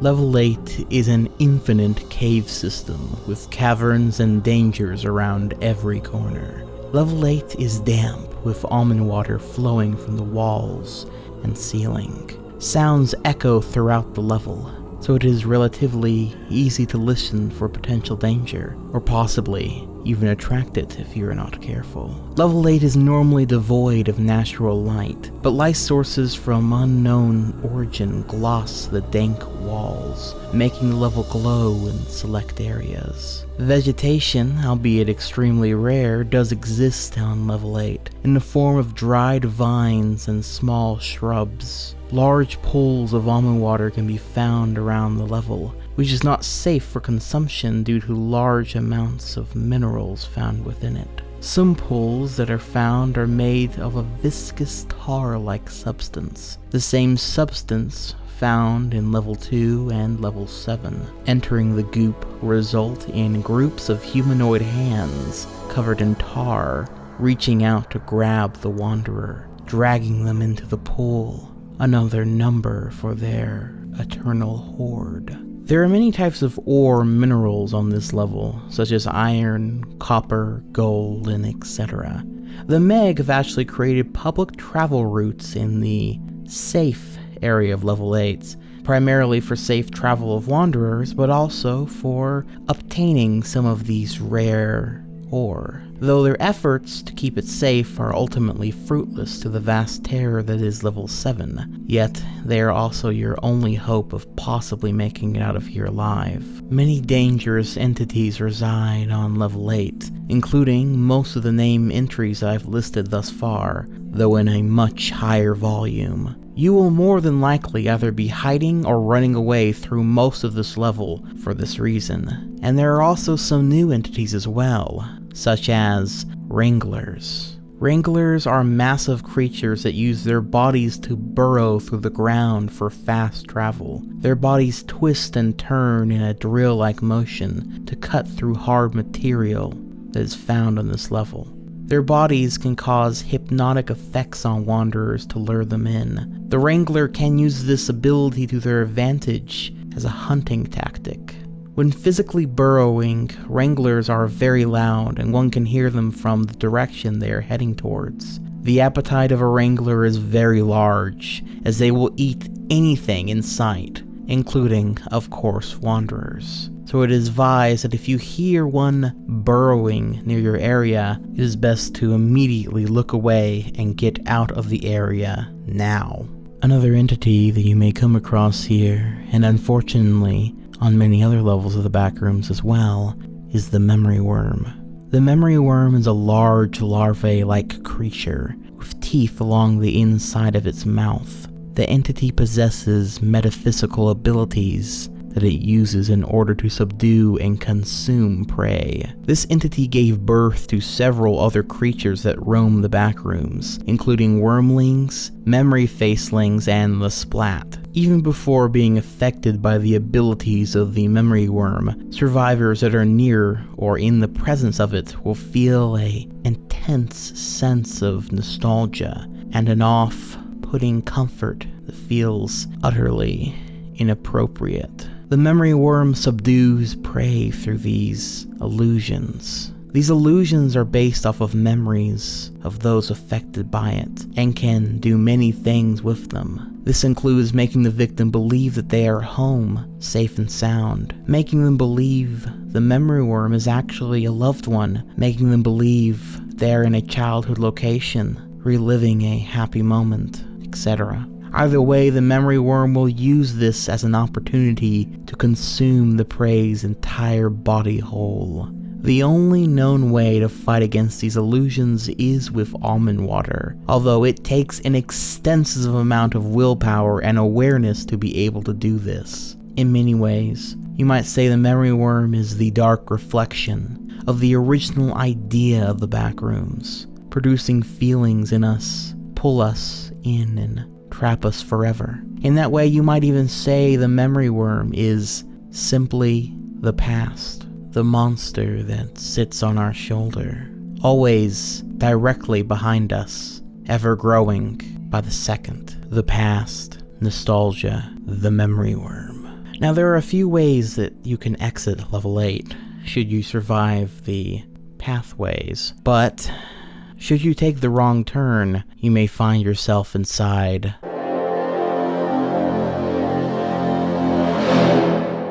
The Hive is a level that seems to be the primary abode of various entities, their birthplace, the origin point. The Hive is an endless maze of caverns and caves where fleshy, inanimate tentacles cover the roof, floors, and walls. The rooms are dotted with alien-like eggs. They are large and cover columns in the middle of gargantuan caverns. A pastel blue fog coats the air and makes it unbearably difficult to breathe. Hounds, crawlers, and death moths are some of the confirmed entities that have been hatching from the eggs here, which gives the impression that some entities in the Backrooms reproduce. Howls can be heard coming from all directions, and hostile entities are everywhere, including a previously undiscovered entity known as the High Queen that nearly nothing concrete is known about, though it is thought to be miles large. All of this and more makes the Hive the most dangerous level discovered to date. Yet, it has been noted that the Hive is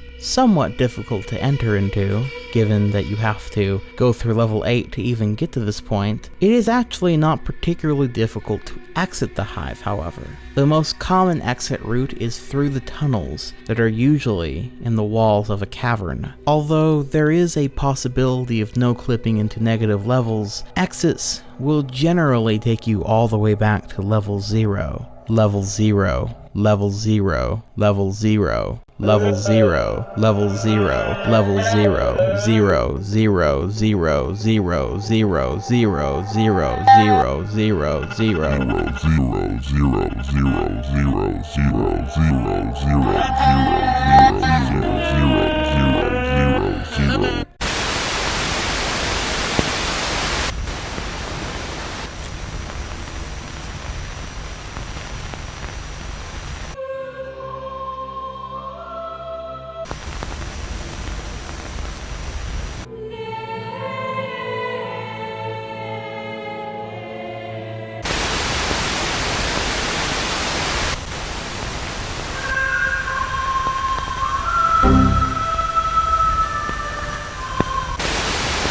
Ah, there we are. That should keep him in place for the time being. Come, my child. It's time you learn the truth about the, what do you refer to it as? The backrooms. Humans are so interesting. Welcome to level 404, the 404th circle of heaven. Don't you remember? Level 404 is the place where the planes intersect and bisect and blend in the way that a suffering hard drive breaks under the weight of the data you feed it. In level 404, you may find yourself developing a conscience. Should this occur, cut it out of your head with the sharpest piece of the sky you can find. Things are broken here, but it is your home. In level 404, you find yourself unable to think straight. You find yourself unable to think in circles. You speak about her level 404 in hushed whispers. Isn't it a shame what happened here? Where are these words coming from, you wonder? But why are you asking, oh dear wanderer? Don't you know yourself better than anyone else? You document it feverishly as the ground flickers beneath your feet. You like it here. The geometry whispers. What a beautiful world.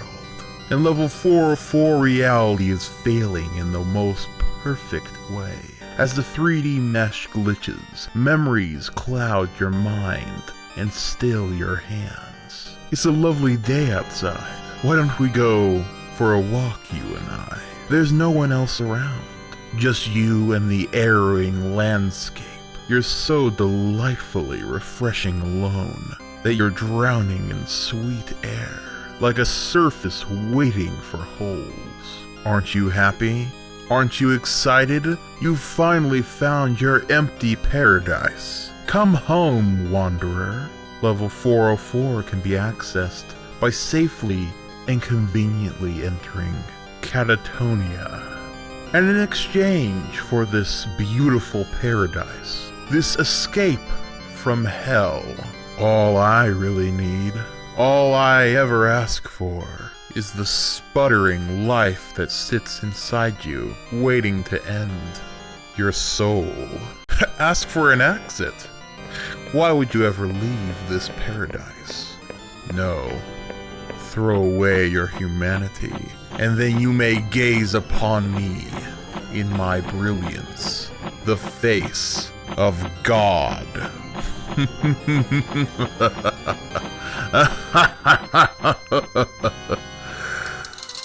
Wait, what are you doing? Come back! Don't you want to ascend? Gaze upon truth? Damn you!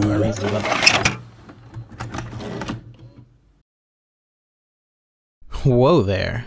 That was a close one. I think it's best we leave the backrooms for now, lest we get ourselves into more danger. Now, you might be wondering, how do we do that? Well, you can't. Once you're in the backrooms, you can't fucking get out. But you see, this is a YouTube video. So think of this whole thing as a virtual tour of this godforsaken place. Time to go back to the front rooms, don't you think? And that is it, ladies and gentlemen. That was my tour through the backrooms. I hope you enjoyed this extensive look, though I have to now come clean with something. Turns out that there's a whole lot more levels than those 8 that we just went through. Like, hundreds more levels. And in case you're wondering, yes, they are all just as detailed as all these. Some of them even more so. There are also all of the extra sub-levels that I never got to, all the negative levels I never got to, and all of the enigmatic levels I never got to. Not to mention hundreds more entities and objects, and general lore and faction information that would just be too difficult to go over all right here and now. If you hadn't noticed, this video is already over 2 hours long. So imagine how long something like this would take for me to go through every single level like that. It just wouldn't be possible. That being said, if you are interested in reading more about the backrooms or maybe contributing to the lore yourself, then I'd suggest going to the Backrooms wiki, which again, I quoted from quite a lot this video. Links in the description for those. That being said, if you guys are super interested from hearing more from me with the backrooms, I might do a live stream sometime later in this month or so, or next month, going over some of the more interesting levels that I wasn't quite able to cover here or go into as much detail as I wanted to, and we can kind of experience the whole thing together. There's a lot of interactive pages and stuff there, so it won't just be me going through a wiki. There is some fun to be had through that. And maybe we can even play a couple Backrooms video games. But again, let me know in the comments down below if you're interested in that. I asked the same thing last video if you guys were interested in the Backrooms Iceberg, and you guys overwhelmingly said yes. And so I listened. So let me know. Do you want a live stream of me covering that stuff, or do you feel like you've got the general point of the Backrooms? The entire topic of the Backrooms was really interesting for me to cover and read through. Also, as a bit of a preview for what's coming up this spooky month of October, you can expect at least 2 more Iceberg videos coming out this month. One will be part 3 of the Creepypasta Iceberg, one will be part 1 of a secret iceberg project that I have not disclosed as of yet, and finally, if all things go according to plan, I also would like to release my first new video game retrospective. It's going to be on a horror franchise, one that you may or may not be familiar with, but I really hope that you guys give it a chance. It's one I've been looking forward to covering for some time. I want to also take this time to thank all of my loyal patrons over on Patreon, including all of my night owlets, my great night owl, the mystical Medusa's Hex, and my 2 arch owls, the Good Chi Vibes Zen Garden Party, and the courageous Carcinogenicist. Thank you all for your continued support and patience as I've gotten these videos out. There's some very good stuff coming up, so if you watched this whole video and enjoyed it and want to support this channel, be sure to go join these legends, these gods among men and women over on my Patreon. I would also like to take this time to thank the fine artists who have made some more fan art of me, including this cool Let's Yo fan art from the Saucy Fry Studio, who has a YouTube channel, by the way, go check that out. This lovely fan art, and once again, legendary return of DD McArtist over on Instagram. They're pretty much a GOAT legend of this channel as far as art goes by this point. This lovely piece by @CharlieAttemptsArt over on Instagram, and this super cool little purple owl version of me by Trash Panda, or Trash PA 55143879 over on Twitter. Thank you all so much for all this fan art. I always very much appreciate it. Both my patrons and fan art. Anytime I see a notification with either one of those things, it literally makes my week. So thank you so very much for supporting the channel, be it creatively or monetarily. But anywho, I hope you enjoyed this video, and if you did, make sure to like and subscribe for more. And until next time, this has been Dylan the Night Owl, flying off.